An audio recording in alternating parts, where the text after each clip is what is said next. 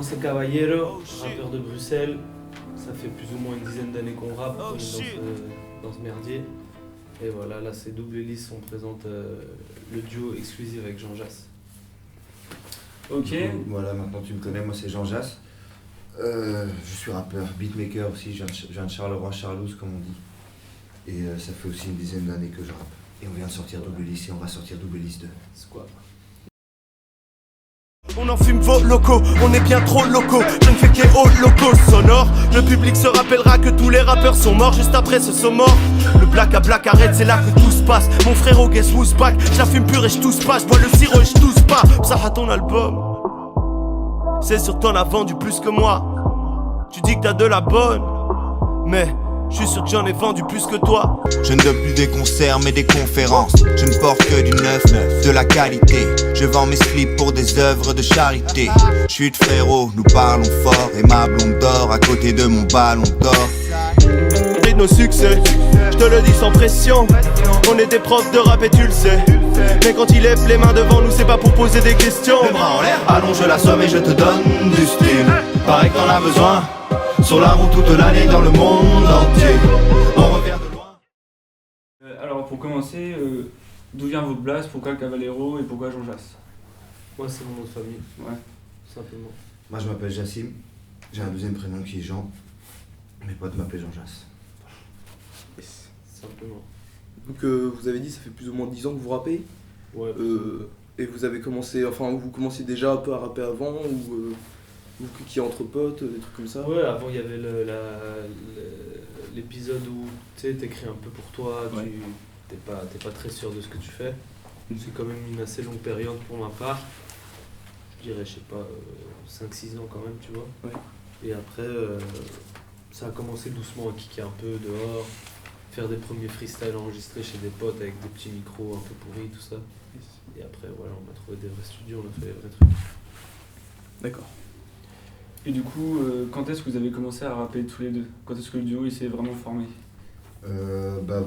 Concrètement pour Double Hélice le premier, donc ça fait, il est sorti en avril dernier, mais après on collabore ensemble depuis, je crois qu'on se connaît depuis quelque chose comme 2011, un truc comme ça. Yes. Et on a fait quelques morceaux, genre moi je l'invitais sur mes projets et il disait de même. Et alors en fait on bosse dans le même studio depuis quelques années. Donc tu vois, c'est comme ça qu'on a décidé de faire tout un projet ensemble, quoi. D'accord. D'accord. Et donc vous avez toujours voulu rapper ou c'est venu comme ça, quand vous avez vu que ça commençait à marcher, vous avez... C'est un truc, je pense pas que. C'est une passion en fait. Ouais. Donc tu calcules pas vraiment, ça te tombe un peu dessus parce que t'aimes cette musique, tu commences à aimer cette musique. Tu te dis, ouais, là je sais pas, j'ai envie d'écrire, j'ai kiffé le texte de rap que je viens d'écouter. Comment est-ce qu'ils font, comment est-ce que si. Donc tu testes un peu. C'est un peu, tu vois, un hasard en fait, tu vois. Ça commence un jour et parce que tu kiffes ça et voilà. Pas vraiment de raison, je pense, particulière. D'accord. Et c'est vous qui faites vos prods? Ou vous avez quelqu'un qui s'occupe de ça plus spécialement? Moi je fais de la prod aussi, Ouais. mais tu vois, je rappe pas exclusivement sur mes prods. On a de la chance, tu vois, d'être entouré d'un tas de gens talentueux. Et donc par exemple un projet comme Double Hélice, il y a 10 morceaux, il doit y avoir 6 ou 7 producteurs différents. D'accord. Donc vous avez déjà fait partie d'un autre crew ou quelque chose comme ça? Ouais, On vient tous les deux d'une équipe, lui c'est les Corbeaux, Ouais. et moi c'est Exoda Rap, c'est le mot paradoxe à l'envers. Yes. Donc de base on a chacun une équipe. Ouais. Après, il y a eu toujours plein d'associations, quoi, Ouais. tu vois. Moi, j'ai fait avec L'Homme Pâle, Le Singe fume sa cigarette. Après, on a fait À notre tour, qui était un collectif de plein de rappeurs belges, bruxellois, et Carolo, donc de Charleroi. Et après, il y a eu quoi? On est bien foncé aussi, hein, faut dire. Après, il y a eu quoi? Il y a eu. Moi, j'ai fait Fix Pen Singe, c'est-à-dire qu'avec Fix Pencil, je sais pas si vous connaissez, on s'est associés, on a fait une tournée, un projet. J'ai eu des solos et après on a fait. Il fait la tournée d'Ondada aussi. Avec Alpha, avec Ça c'est Lopal. une autre de ses équipes. Et sinon, bah, là on fait Double Hélice. Bon, on a toujours été. Moi j'ai toujours été dans plein d'associations possibles. J'aime bien ça, unir les forces. Je trouve qu'on va toujours plus loin et plus. Voilà quoi. Si. Ok. Et quelles sont vos influences de manière générale dans tout type de rap Pour ma part, moi j'écoute plus de rap américain que de rap français ou francophone. Enfin, c'est ce qui m'influence le plus en termes de flow. Et pour te décrire des gens qui pourraient, pour te citer des noms actuels, il y a des gens comme Action Bronson par exemple, ou évidemment les plus forts ou ceux dont on entend le plus parler, des gens comme Drake, Kendrick Lamar. Il y a plein de gens actuellement qui innovent un peu dans le flow, donc il y a plein d'influences un peu dans ce qu'on fait. Ok. Moi, c'est plus ou moins la même chose.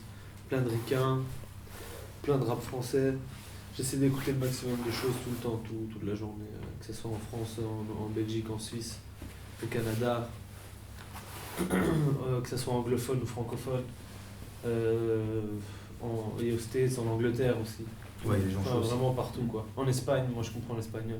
J'écoute des rappeurs espagnols aussi qui sont chauds. Ouais. Voilà, maximum de matière. Yes. Et si par exemple vous aviez la possibilité de faire un feat avec un rappeur, n'importe quel rappeur connu ou pas connu même, ce serait lequel? Celui. Moi peut-être, je sais pas, Kendrick Lamar, Absol. Jay-Z.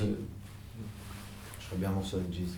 21 Savage aussi. Ouais, c'est vrai qu'il serait chaud. Rock Marciano aussi. Rock Marciano. tu peux... Il y en a plein mec. Ouais, On des tas. pourrait faire plein de projets avec tous ces Américains sans souci. Et est-ce que vous pouvez définir vos carrières respectives en 4 mots?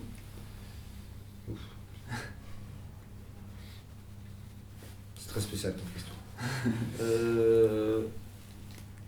Travail, rime, bœuf, concert. Concert. Yes. Je pense que c'est la même chose pour lui aussi, franchement. Ouais, c'est à peu près. Et pour plein de rappeurs d'ailleurs. Vous avez d'autres projets prévus? Et bah il y a Double List 2, vous avez dit. Ouais, Est-ce qu'il y aura des feats spéciales ou ça reste un peu. ça on peut pas dire. ouais. C'est top secret mec. Ouais, ouais.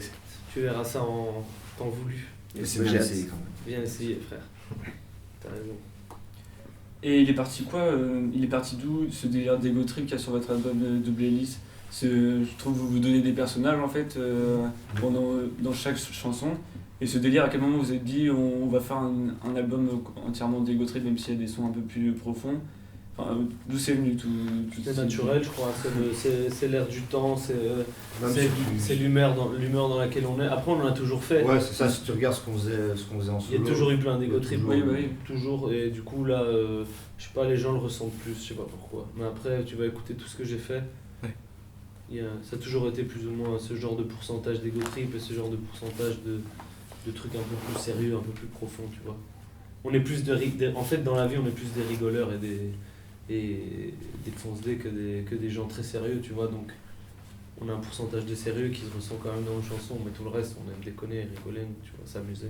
Ouais. Donc ça se ressent aussi sur les CD et la musique qu'on fait. C'est ça, ouais, c'est du divertissement un peu, tu vois. Vous amuser quand ça amuse. Exactement. Si. Studio Planète, Ouais. vous avez prévu ce projet depuis. Ça fait longtemps que vous bossez dessus Non, ça a été assez. On s'y est pris. On a eu des galères de stud à un moment et il nous fallait un stud et on a trouvé les meilleures solutions. Et en effet, c'était la bonne, puisque là, hier, on a fini le truc. Et Yes. on a dépassé, tu On vois. a dépassé de. Je crois qu'on était à plus de Ouais. 130%, tu vois, donc c'était. On a déjà. En plus, on a.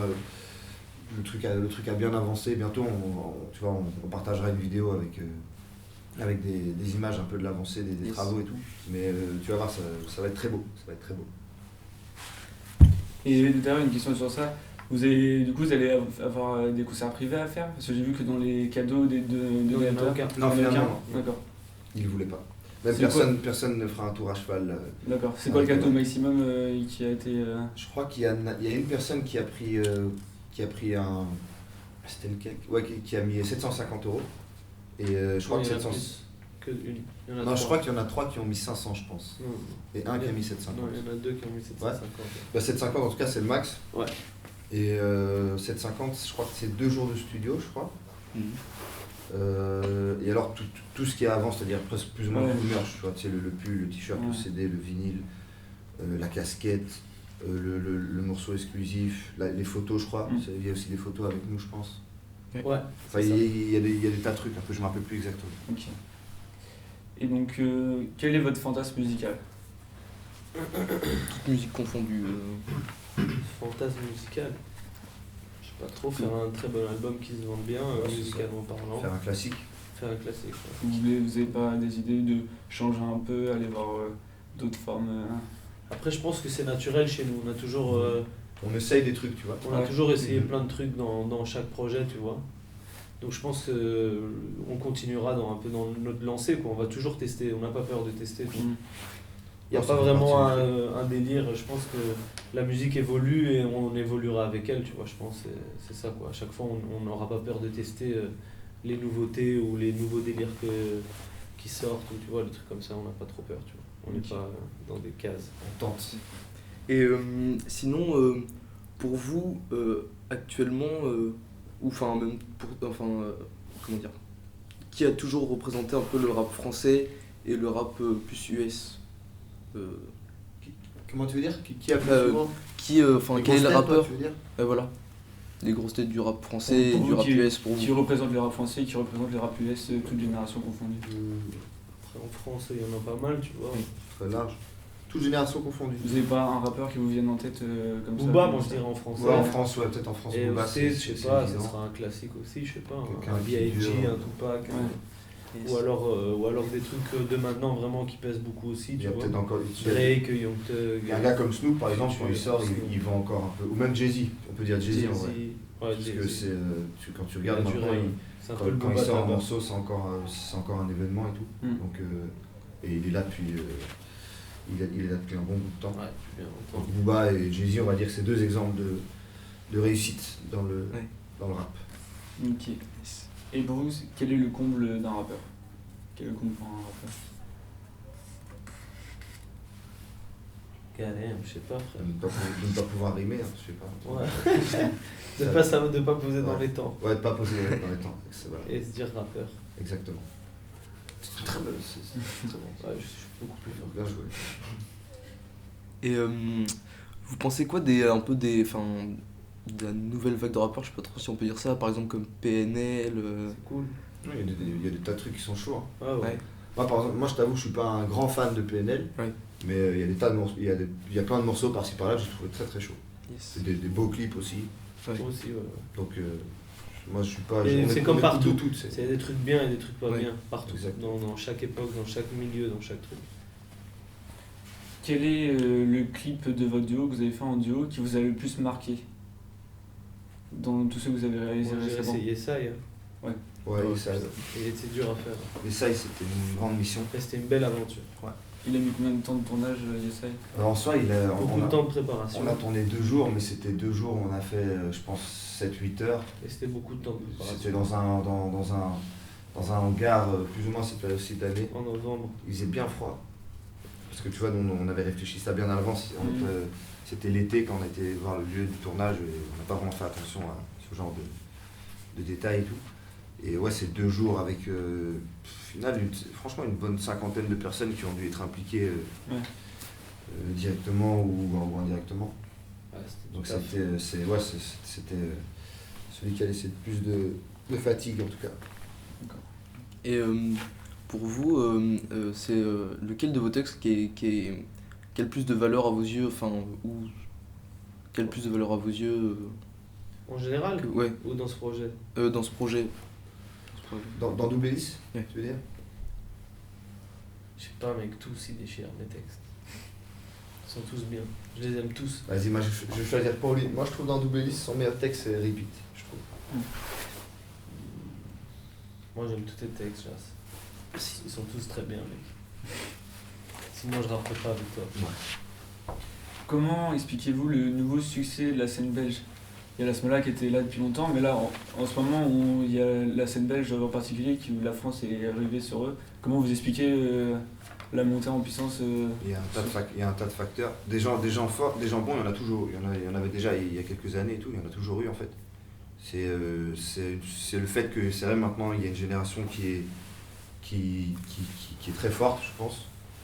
Et alors en plus de ça, je sais pas, ce qu'on fait par rapport c'est le bon moment, Bruxelles c'est au bon moment, au bon endroit en fait, si tu veux. Tu vois,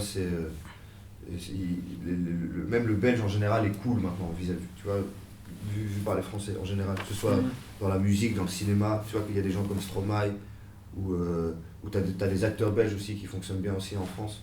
Donc t'as aussi des joueurs de foot, tu vois ce que je veux dire. Donc ça s'explique aussi par un tas de trucs, mais tant mieux, nous on est très contents que vous nous regardiez tous là. Bientôt vous parlerez tous le belge.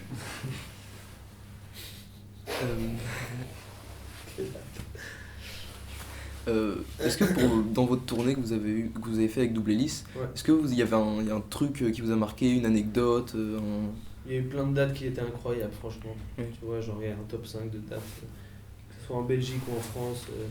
On a passé des très bons moments avec des publics super chauds qui connaissaient les paroles, qui sautaient partout. Et ça nous a fort marqué.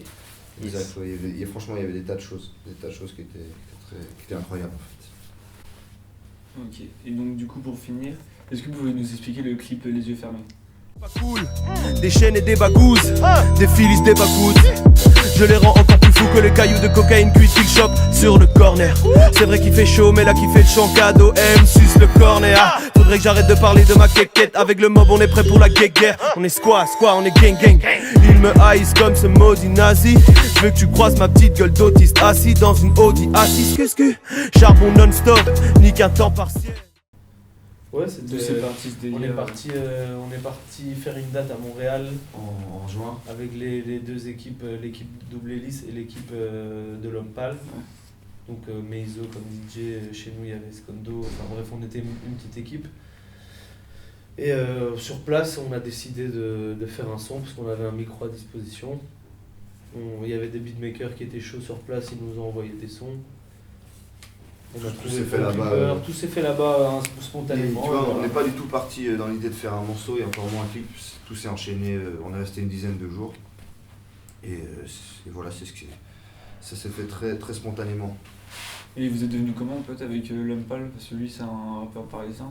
C'est Kaba qui l'a connecté. Ça fait très longtemps que je connais l'Homme Pâle très longtemps. J'ai fait, comme j'ai dit tout à l'heure, je sais pas en quel, 2012, j'ai fait... Je crois que c'est 2012, le Singe Fume. Le Singe Fume, Faudrait vérifier. avec Hologram Low qui est la DJ de 1995. Bah voilà, on a fait un projet à 3, lui il est beatmaker aussi, donc il a fait toutes les prods. Et il y avait moi et l'Homme Pâle en MC. Ça nous a permis de... Et Nerwan qui a fait le graphisme maintenant, Nerwan a percé dans le graphisme, qui est très loin, qui a fait plein de chouettes trucs pour plein de rappeurs aussi, et après encore plus loin.